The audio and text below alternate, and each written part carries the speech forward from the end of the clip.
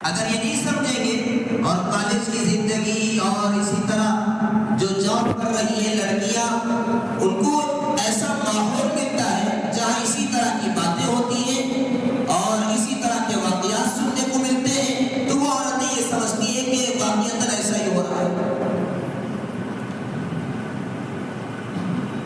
ہم نے اس سے پہلے جمعہ میں کچھ اشارہ کیا تھا کہ اگر ہم یہ سمجھ لیں گے کہ اسلام سے پہلے عورتوں کے ساتھ کیسا سلوک ہوتا تھا اور کیسا برتاؤ ہوتا تھا، تو پھر ہمیں سمجھ میں آئے گا کہ قرآن پاک نے اور اللہ کے نبی صلی اللہ علیہ وسلم نے مختلف حدیثوں میں عورتوں کے جو حقوق بیان کیے اور جو مرتبہ بیان کیا ہے وہ باتیں ہمیں سمجھ میں آئیں گی۔ اگر ہم بیک گراؤنڈ کو نہیں سمجھیں گے، اسلام سے پہلے زمانے جاہلیت میں عورتوں کے ساتھ جو ظلم ہوتا تھا اس کو نہیں سمجھیں گے، تو کما حقہ یہ آیتیں اور احادیث کو سمجھ نہیں پائیں گے۔ سب سے پہلے ہم نے یہ بات عرض کی تھی کہ عورتوں پر اتنا ظلم تھا کہ عورت کا پیدا ہونا ہی گھر کے اندر ایک بڑا عیب سمجھا جاتا تھا اور اس کو زندہ دفن کر دیا جاتا تھا۔ اس پر کئی واقعات ہم نے اس سے پہلے بیان کیا۔ اللہ کے نبی صلی اللہ علیہ وسلم نے دنیا میں تشریف لانے کے بعد آپ نے بتایا کہ عورت اگر بیٹی ہے تو وہ اس کا مقام اور مرتبہ کتنا اونچا ہے۔ حضور اکرم صلی اللہ علیہ وسلم نے ارشاد فرمایا کہ اگر کسی کی دو لڑکیاں، دو بیٹیاں، جن کی دو بیٹیاں ہیں، وہ اس حدیث کو سن کر خوش ہو جائیں۔ حضور صلی اللہ علیہ وسلم نے فرمایا دو لڑکیاں، یعنی دو سے زیادہ ہو تو اور زیادہ خوش ہونا۔ فرمایا دو لڑکیاں ہو اور ان کے حقوق کو ادا کریں، ان کو تعلیم دلائیں اور ان کا فرض ادا کر دیں۔ حضور اکرم صلی اللہ علیہ وسلم نے فرمایا کہ وہ باپ جنت میں میرے ساتھ اس طرح قریب ہوگا جس طرح یہ دو انگلیاں قریب ہیں۔ کتنا اونچا مقام عطا کیا ہے بیٹی کو اللہ نے۔ اور ایک حدیث میں حضور صلی اللہ علیہ وسلم نے فرمایا کہ جس بندے کو یا جس بندی کو لڑکیاں دے کر اللہ آزمائے اور وہ ان کے حقوق ادا کرے، ان کے ساتھ اچھا سلوک کرے، تو حضور اکرم صلی اللہ علیہ وسلم نے فرمایا کہ یہ لڑکیاں جہنم سے آگ بن جائے گی ماں باپ کے لیے۔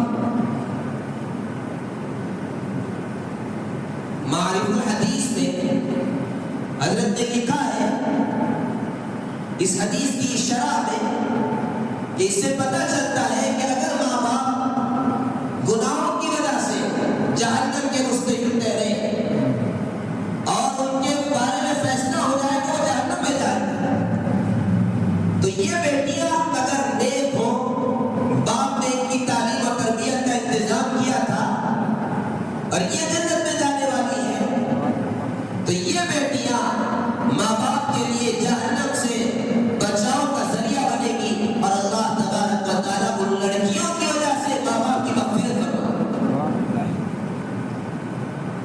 اللہ کے نبی صلی اللہ علیہ وسلم نے صرف بیان نہیں فرما دیا کہ بچیوں کی، لڑکیوں کی اتنی عظمت ہے، ان کا مقام اور مرتبہ اتنا ہے، اللہ کے نبی صلی اللہ علیہ وسلم نے عمل کر کے بتایا کتنا احترام کیا کرتے تھے اپنی بیٹی کا۔ حضور اکرم صلی اللہ علیہ وسلم تشریف فرما ہے، بیٹی آ جایا کرتی تھی، حضور اکرم صلی اللہ علیہ وسلم جو تمام کائنات کے سردار ہیں، اللہ تبارک و تعالیٰ کے بعد سب سے اونچا مقام اور مرتبہ ہے، انبیاء علیہ السلام کے سردار ہیں، بیٹی کے آنے پر آپ کھڑے ہو جایا کرتے تھے۔ کبھی سنت پر ہم بھی عمل کر لیں، بیٹی سسرال سے آئے یا کہیں باہر سے آ جائے، اٹھ کر کھڑے ہو جائے کہ حضور صلی اللہ علیہ وسلم نے عمل کیا ہے، اور پھر اپنی جگہ پر اپنی بیٹی کو بٹھا دیا کرتے تھے، اور سفر سے جب واپس آتے تھے تو پہلے اپنی بیٹی کے گھر جایا کرتے تھے کہ حال احوال تو معلوم کریں کہ میری بیٹی کیسی ہے، اور صرف اپنی بیٹیوں کا اتنا خیال نہیں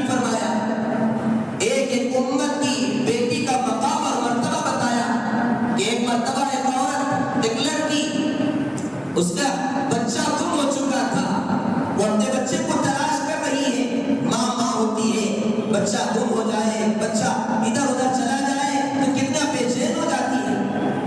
ماں پریشان تھی اور اس کے سر کا دوپٹہ تک سرک گیا تھا، اسے احساس نہیں تھا کہ میرے سر پر دوپٹہ نہیں ہے، لیکن بچہ گم ہو چکا ہے، وہ بچے کی تلاش میں ادھر سے ادھر گھوم رہی ہے۔ حضور اکرم صلی اللہ علیہ وسلم نے ایک صحابی سے فرمایا کہ جاؤ اس عورت کے سر پر اپنی چادر ڈال دو۔ حضور صلی اللہ علیہ وسلم نے اپنی چادر نکال کر دی تو اس صحابی نے کہا اللہ کے نبی صلی اللہ علیہ وسلم وہ کافرہ لڑکی ہے، کافرہ لڑکی ہے، اس کے لیے آپ کی چادر۔ حضور اکرم صلی اللہ علیہ وسلم نے فرمایا قربان جائیے، آپ نے فرمایا کہ جاؤ آج یہ چادر تم ڈالو گے، کل قیامت کے دن اللہ تبارک و تعالی تمہارے گناہوں پر اپنی رحمت کا چادر ڈالے گا۔ لڑکی لڑکی ہوتی ہے، چاہے وہ مسلمان کی لڑکی ہو یا غیر مسلم کی لڑکی ہو۔ عورت کا مقام اور مرتبہ اسلام نے بتایا ہے۔ لڑکیوں کے ساتھ، اپنی بچیوں کے ساتھ اچھا سلوک کرنے پر ایک حدیث میں آتا ہے،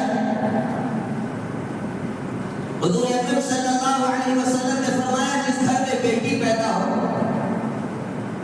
آج بعض لوگ بیٹی کے پیدا ہونے پر برا سمجھتے ہیں، اور بعض ہماری ماں ایسی ہے جو ساس بن چکی ہے، بیٹی کے پیدا ہونے پر بہو کے یہاں نحوست سمجھتی ہے، اللہ حفاظت فرمائے، کوستی ہے، تانے دیتی ہے۔ حضور صلی اللہ علیہ وسلم نے فرمایا کہ جس گھر میں بیٹی پیدا ہوتی ہے اللہ تبارک و تعالیٰ فرشتے کو بھیجتے ہیں، فرشتہ آتا ہے اور اس عورت سے کہتا ہے، اس گھر والوں سے کہتا ہے کہ اللہ کی طرف سے تمہارے اوپر سلامتی ہو، اور پھر اس بچی کو اپنے پروں کے سائے میں لے لیتے ہیں فرشتے، اور پھر کہتے ہیں کہ جو ان کی نگرانی اور ان کی پرورش کرے، ان کے حقوق ادا کرے گا، اللہ تبارک و تعالیٰ قیامت تک ان کے ساتھ اپنی مدد کو شامل حال کر دے گا۔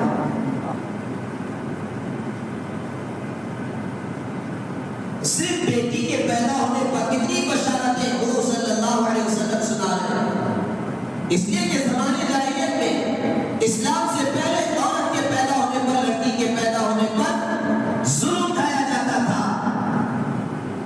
زندہ دفن کر دیا جاتا تھا، اور اگر عورت بہن ہے تو حضور اکرم صلی اللہ علیہ وسلم نے فرمایا کہ جس کے دو بہن ہو اور اس نے ان کا حق ادا کر دیا تو وہ جنت کا حقدار ہوگا۔ دو بہنوں کے ساتھ اچھا سلوک کر لے، حضور صلی اللہ علیہ وسلم فرما رہے ہیں کہ اس کے اس بھائی کے لیے وہ بھائی جنت کا حقدار ہے۔ اللہ کے نبی صلی اللہ علیہ وسلم نے عمل کر کے بتایا، آپ کی تو کوئی خاص بہن تو نہیں تھی، آپ کی رضائی بہن ہے۔ حضرت شیما رضی اللہ تعالیٰ غزوہ حنین کے موقع پر گرفتار ہو کر آئی، حضور اکرم صلی اللہ علیہ وسلم نے ان کو اپنے مقام پر بٹھایا، ان کا احترام کیا اور کہا کہ اگر چاہتی ہو تو میرے پاس رہ جاؤ، اور اگر واپس جانا چاہتی ہو تو ہم حفاظت سے تمہیں تمہارے قبیلے تک پہنچا دیں۔ اپنی رضائی بہن کے ساتھ بہترین سلوک کیا، اور حضور اکرم صلی اللہ علیہ وسلم نے تحفے میں ان کو کچھ چیزیں پیش کی۔ مجھے یاد آ رہا ہے شہد بھی آپ نے اپنی بہن کے لیے تحفے میں بھیجا تھا۔ کبھی اس حدیث پر بھی، سنت پر بھی عمل کر لیں، اپنے بہن کو شہد کا تحفہ دے دیں۔ یہ سب باتیں صرف سننے کے لیے نہیں ہے، عمل کرنے کے لیے۔ بہن کا مقام اور مرتبہ بتایا، اور اگر عورت بیوی ہے تو پھر اس کے مقام اور مرتبے کو کتنا اونچا کیا. ایک تو اللہ تبارک و تعالیٰ نے قرآن پاک میں جو بیان کیا ہے اس سے پہلے، اسلام کے آنے سے پہلے، قرآن پاک کے نازل ہونے سے پہلے بیویوں کو خاص کر اپنی کوئی حیثیت نہیں کیا کرتے تھے. وہ کسی بھی طریقے سے بااختیار نہیں ہوتی تھی، مالکہ نہیں ہوتی تھی، وہ مملوکہ سمجھی جاتی تھی. اس کے ساتھ ظلم و ستم ڈھایا جاتا تھا، قانون اس کی اجازت دیتا تھا. کوئی حیثیت عورت کی نہیں تھی بیوی کی. اللہ تبارک و تعالیٰ نے قرآن پاک میں ارشاد فرمایا وَلَهُنَّ مِثْلُ الَّذِي عَلَيْهِنَّ بِالْمَعْرُوفِ کہ مردوں پر عورتوں کے ایسے ہی حقوق ہیں، بیویوں کے ایسے ہی حقوق ہیں جیسے حقوق عورتوں پر شوہروں کے، جیسے حقوق عورتوں پر مردوں کے ہیں ایسے ہی حقوق مردوں پر عورتوں کے ہیں. حقوق میں دونوں برابر ہیں. جیسے ایک عورت پر اپنے شوہر کے حقوق ادا کرنا ضروری ہے، ایسے ہی ایک شوہر پر اپنے بیوی کے حقوق ادا کرنا بھی ضروری ہے. اللہ کے نبی صلی اللہ علیہ وسلم نے مختلف احادیث میں بیوی کے مقام اور مرتبے کو بتایا ہے. ایک حدیث میں حضور صلی اللہ علیہ وسلم نے ارشاد فرمایا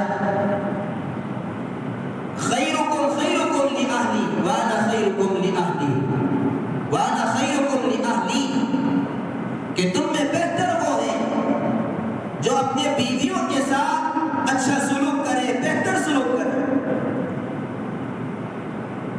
اور فرمایا میں اپنی بیوی کے ساتھ اچھا سلوک کرنے والا ہوں. یعنی ایک مرد کے بہتر ہونے کی سرٹیفکیٹ وہ بیوی سے لی جائے گی. بیوی اگر کہے کہ یہ مرد، یہ شوہر صحیح ہے، میرے حقوق ادا کرتا ہے، تو یقیناً وہ صحیح ہے. باہر سارے لوگ اس کی تعریف کریں، لیکن بیوی کہے کہ میرا شوہر صحیح نہیں ہے، مجھ پر ظلم کرتا ہے، میرے حقوق ادا نہیں کرتا ہے، تو پھر سارے لوگ اس کی تعریف کریں، تب بھی شریعت کی نگاہ میں وہ مرد بہتر نہیں ہے. حضور اکرم صلی اللہ علیہ وسلم نے اپنی بیویوں کے ساتھ اچھا سلوک کر کے بتایا، محبت والا سلوک کر کے بتایا، نرمی والا سلوک کر کے بتایا. حضور اکرم صلی اللہ علیہ وسلم نے ایک حدیث میں ارشاد فرمایا ہے، فتاوی رحمیہ کے اندر اس حدیث کو نقل کیا گیا ہے. آپ سوچیں ایک بیوی کا مقام اور مرتبہ کتنا اونچا کیا. آپ نے فرمایا کہ میری امت کی بہترین عورت وہ ہے جو اپنے شوہر کے ساتھ اچھا سلوک کرتی ہے. اور فرمایا کہ وہ عورت، اس کو اللہ تبارک و تعالی ہر دن رات میں ایسے 100 شہیدوں کا ثواب عطا فرمائیں گے. 100 یا 1000 مجھے یاد نہیں آ رہا ہے پکا، 100 یا 1000 فرمایا کہ ایسے شہیدوں کا ثواب عطا فرمائیں گے جو اللہ کے راستے میں صبر کے ساتھ شہید ہو گئے. ہر دن اور رات اگر بیوی اپنے شوہر کے ساتھ اچھا سلوک کرتی ہے تو اسے ہر دن اور رات میں 100 یا 1000 شہیدوں کا ثواب مل جاتا ہے. اور پھر حضور اکرم صلی اللہ علیہ وسلم نے بیوی ہے تو جب اپنے شوہر کے گھر جائے گی، اپنے شوہر کے گھر جا کر وہاں اگر شوہر کی خدمت کر رہی ہے اور اسی دوران حمل ٹہر جائے، اب اس کا جو ثواب بھی سن لے. حضور اکرم صلی اللہ علیہ وسلم نے فرمایا جس لمحے حمل ٹہرے گا اسی لمحے وہ اپنے گناہوں سے بالکل پاک و صاف ہو جائے گا. اور پھر اسی حمل کے دوران جب اس کو تکلیف ہو اور اس تکلیف میں وہ کراہ رہی ہے، آہ اوہ کر رہی ہے، حضور اکرم صلی اللہ علیہ وسلم نے فرمایا اللہ فرشتوں سے فرماتے کہ اس کے آہ اوہ کرنے پر سبحان اللہ، الحمدللہ، اللہ اکبر تسبیح پڑھنے کا ثواب لکھ دو۔ اور پھر اسے جب درد ہوتا ہے، زچگی کا درد ہوتا ہے، تو اس کے درد ہونے پر اللہ تبارک و تعالیٰ ایک ایک درد پر عربی النسل غلام کے آزاد کرنے کا جو ثواب ہے وہ ثواب عطا فرماتا ہے۔ اور ایک غلام کو آزاد کرنے کا ثواب حضور صلی اللہ علیہ وسلم نے دوسری حدیث میں فرمایا ہے کہ وہ جہنم سے آزاد ہو جائے گا۔ اور اگر خدا نخواستہ اسی حمل کے دوران ڈیلیوری کے وقت اس کا انتقال ہو جائے، حضور اکرم صلی اللہ علیہ وسلم نے فرمایا کل قیامت کے دن شہیدوں کے ساتھ اس کا حشر ہوگا، وہ شہیدوں میں شامل کر لی جائے۔ اور اگر انتقال نہیں ہوا، ڈیلیوری ہو گئی، بیٹا یا بیٹی دو میں سے کوئی ایک پیدا ہوئے، ڈیلیوری ہوتے ہی اللہ تعالیٰ فرشتے کو بھیجتے ہیں، فرشتہ آ کر وہ کہتا ہے اے ماں، اے عورت، اب تو ایسے پاک ہو گئی ہے جیسے ایک ماں کے پیٹ سے بچہ پیدا ہوتا ہے تو گناہوں سے پاک و صاف ہوتا ہے، ایسے اب تو بھی پاک ہو چکی۔ اور پھر جب بچہ پیدا ہو جائے، اس کے دودھ پلانے پر اس کا اجر و ثواب الگ، اس کے راتوں میں جاگنے کا ثواب الگ۔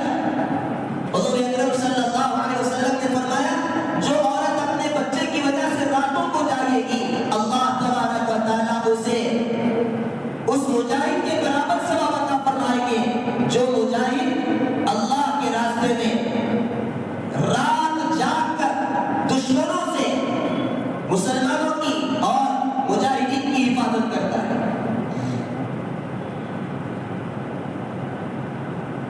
تو حضور اکرم صلی اللہ علیہ وسلم نے اس کا مقام اور مرتبہ کتنا اونچا کر دیا کہ اپنے بچے کی وجہ سے جاگ رہی ہے تو اس کا اجر و ثواب اتنا زیادہ ہے۔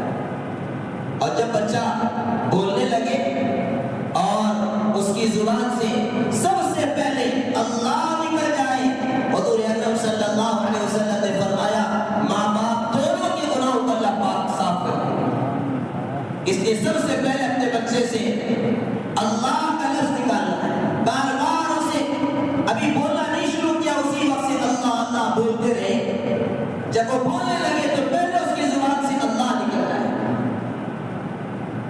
اور آگے اب بچہ نازیہ قرآن پاک مکمل کر لے، حضور اکرم صلی اللہ علیہ وسلم نے فرمایا جس دن بچہ نازیہ قرآن پاک مکمل کر لے گا، اللہ تبارک و تعالیٰ ماں باپ دونوں کے گناہوں کو معاف کر دے گا۔ اور اگر بچہ حافظ قرآن بن جائے، بچی حافظ قرآن بن جائے، حضور اکرم صلی اللہ علیہ وسلم نے فرمایا کہ قیامت کے دن ماں باپ کے سر پر ایسا تاج پہنایا جائے گا، ایسا روشن چمکدار جو سورج سے زیادہ چمکدار ہوگا جبکہ سورج تمہارے گھر میں آ جائے۔ کتنا روشن، کتنا منور تاج اللہ تعالیٰ ماں باپ کو پہنا دے گا۔ اور پھر یہی عورت اپنے ماں باپ کو ملنے کے لیے آ رہی ہے۔ کون عورتیں شادی کے بعد اپنے ماں باپ سے ملنے نہیں آتی؟ ہر عورت آتی ہے، اپنے شوہر کے گھر سے نکل رہی ہے، شوہر کی اجازت سے نکل رہی ہے، بغیر اجازت کے نہیں، اجازت لے کر اپنے ماں باپ سے ملاقات کے لیے نکل رہی ہے۔ حضور اکرم صلی اللہ علیہ وسلم نے فرمایا اسے ہر قدم پر 100 نیکیاں ملے گی اور 100 گناہ اس کے معاف ہوں گے، 100 جنت کے درجے اس کے بلند ہو جائے گا۔ اور اپنے شوہر کے گھر میں رہتے ہوئے وہ خدمت کرے گی، ایک ایک چیز اٹھا کر، بے ترتیب کوئی چیز پڑی ہوئی ہے، چمچہ بھی پڑا ہوا ہے، گلاس بھی پڑا ہوا ہے، کوئی بھی چیز بے ترتیب ہے، اسے اٹھا کر وہ صحیح جگہ رکھ دے۔ ایک چیز کے اٹھانے پر حضور صلی اللہ علیہ وسلم نے فرمایا اس کے لیے ایک میں درجہ اس کا بلند ہو جائے گا۔ میرے بھائیوں میرے بزرگوں، یہ کچھ احادیث آپ کے سامنے ہم نے رکھے ہیں عورت کے مقام اور مرتبے کے سلسلے میں۔ اس سے آپ اندازہ لگائیں کہ شریعت نے، اسلام نے عورت کا مقام اور مرتبہ کتنا اونچا کیا ہے۔ ایسی صورت میں اب سمجھنا چاہیے کہ قرآن پاک میں اللہ تعالیٰ نے جو ارشاد فرمایا نساؤکم حرث لکم، کہ تمہاری بیویاں تمہارے لیے کھیتی ہے، کیا مطلب ہے؟ کیا اس سے عورت کی عزت کو گھٹایا جا رہا ہے؟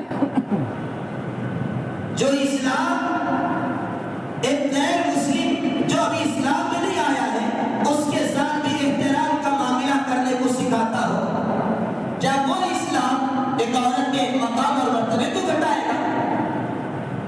جس اسلام میں یہ کہا گیا، حضور اکرم صلی اللہ علیہ وسلم تشریف فرما ہے، ایک جنازہ گزر رہا ہے، اللہ کے نبی صلی اللہ علیہ وسلم جنازے کو دیکھ کر کھڑے ہو گئے۔ صحابہ نے کہا اللہ کے نبی صلی اللہ علیہ وسلم یہ تو یہودی کا جنازہ ہے، یہ کسی مسلمان کا جنازہ نہیں ہے۔ حضور اکرم صلی اللہ علیہ وسلم نے اس وقت ارشاد فرمایا الیست نفسا، ٹھیک ہے یہودی کا ہے لیکن کیا وہ انسان نہیں ہے؟ وہ بھی تو انسان ہے۔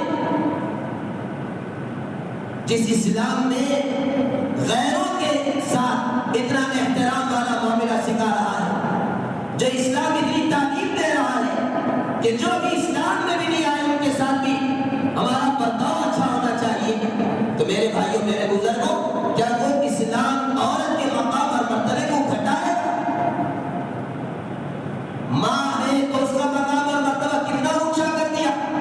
حضور اکرم صلی اللہ علیہ وسلم نے فرما دیا کہ جس جنت کے لیے اولیاء پیچھے پڑے ہوتے ہیں، کوششیں کر رہے ہیں، اور جس جنت کو حاصل کرنے کے لیے مفسرین، محدثین، علماء، حفاظ اور سارے مسلمان پوری کوشش میں لگے ہوئے ہیں کہ کسی بھی طرح جنت حاصل ہو جائے، اس جنت کو اٹھا کر حضور صلی اللہ علیہ وسلم نے ماں کے قدموں کے نیچے رکھا۔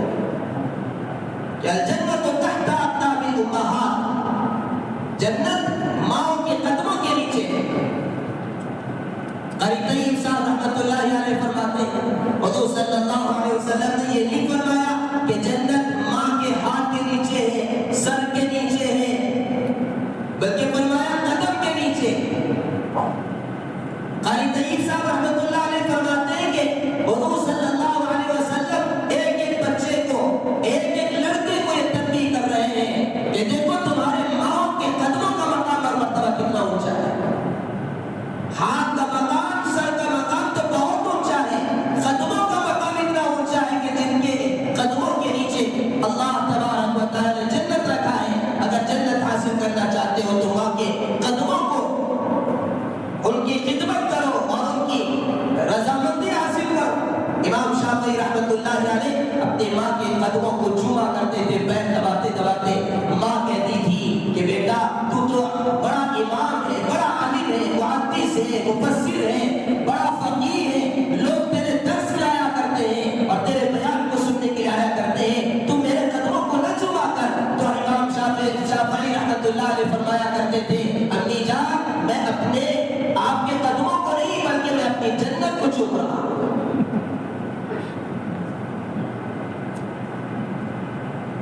جس اسلام نے عورت کے مقام اور مرتبے کو اتنا اونچا کیا ہے، نساؤکم حرث لکم کے ذریعے سے اسلام کیا تعلیم دیتا ہے، کیا سبق دیتا ہے، اس کو سمجھنا چاہیے کہ تمہاری بیویاں اور تمہارے لیے کھیتی ہے۔ غلط مطلب اس کا بیان کیا گیا کہ یعنی عورت کی عزت اس کے ذریعے سے گھٹا دی گئی۔ نہیں میرے بھائیوں میرے بزرگوں، اس لفظ کے ذریعے سے، اس آیت کے ذریعے سے اللہ نے عورت کے مقام اور مرتبے کو اونچا کیا ہے۔ بہت ساری حکمتیں مفسرین نے لکھی ہیں، ہم نے چند حکمتوں کو نوٹ کیا ہے۔ جیسے اس کے اندر اللہ تبارک و تعالیٰ نے کہا کہ تمہاری بیویاں تمہارے لیے کھیتی ہے، کیا مطلب ہے؟ بیوی کو کھیتی کا اس میں اشارہ ہے کہ جیسے کسان کھیتی سے فصل چاہتا ہے تو اس کے لیے 3 شرطیں ہیں۔ کسان کھیتی سے فصل چاہتا ہے تو 3 شرطیں۔ ایک شرط یہ ہے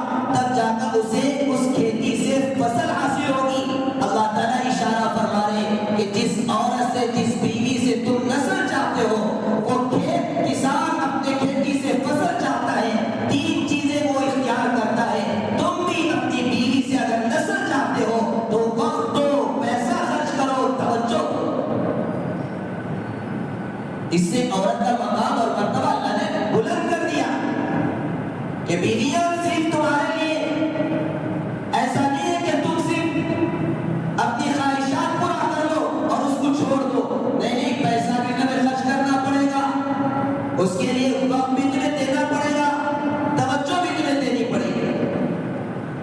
اسی طرح کسان اگر اپنے کھیت کی جنگلی جانوروں سے حفاظت نہ کرے تو پھر کھیت اجڑ جاتا ہے۔ اسی طرح اگر شوہر اپنی بیوی کی غلط لڑکوں سے، غلط آدمیوں سے حفاظت نہ کرے تو گھر بھی اجڑ جاتا ہے۔ یہ اشارہ اللہ دے رہے ہیں، اس لیے اپنی بیوی کی حفاظت کرو، اپنی بیوی پر توجہ دو، وقت دو، تو پھر تمہاری بیوی تمہارے ساتھ رہے گی۔ اسی طرح کھیت کا مقصد فصل کو اگانا ہے۔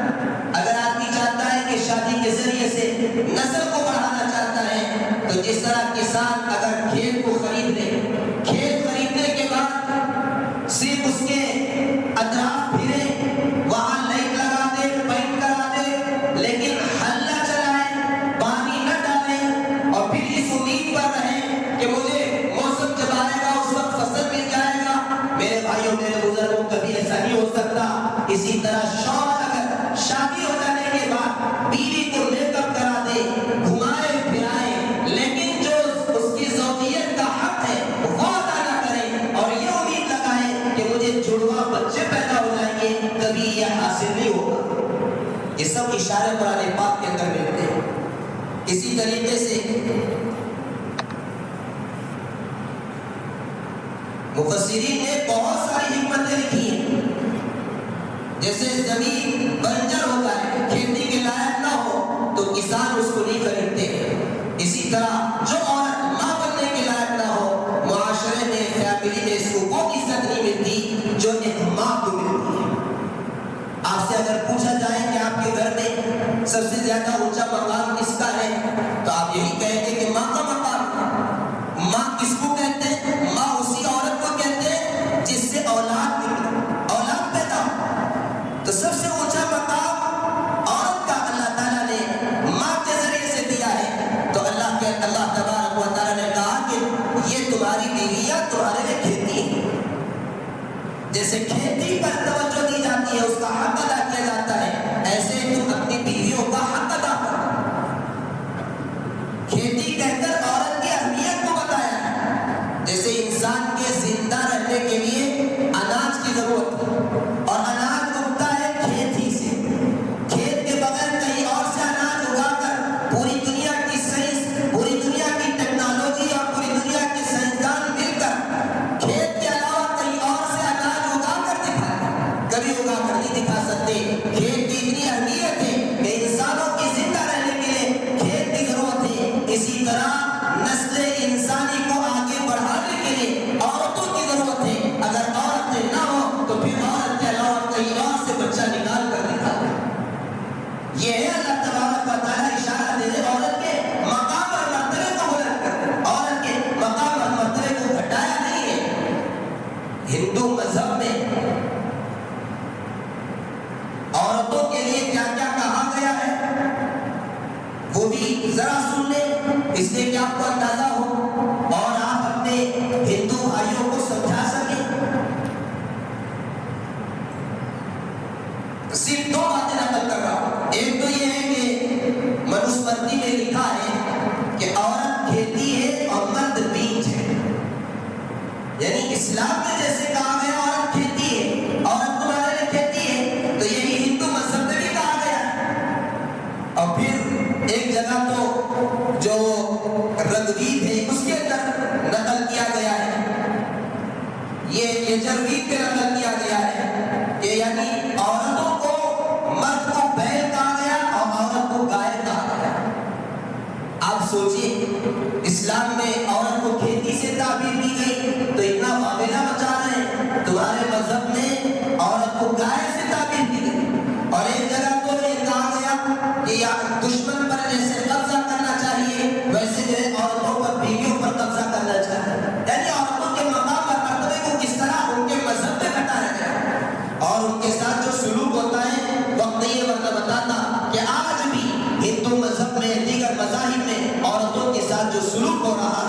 اس کو سنیں گے. اور اس ملک کے اندر بھی جتنا عورتوں پر ظلم زیادتی غیروں میں ہے، الحمدللہ ثم الحمدللہ مسلمانوں میں ہم اتنا ظلم اور زیادتی نہیں ہے. اور اگر کوئی ظلم و زیادتی کر رہا ہے، کوئی شوہر اپنی بیوی پر مسلمان ہونے کے باوجود کر رہا ہے، تو یقیناً غلط ہے. اللہ کے پاس اس کے لیے پکڑ ہوگی اور وہ بڑا ظالم ہے. اللہ تعالیٰ اس کو سخت سے سخت سزا دیں گے.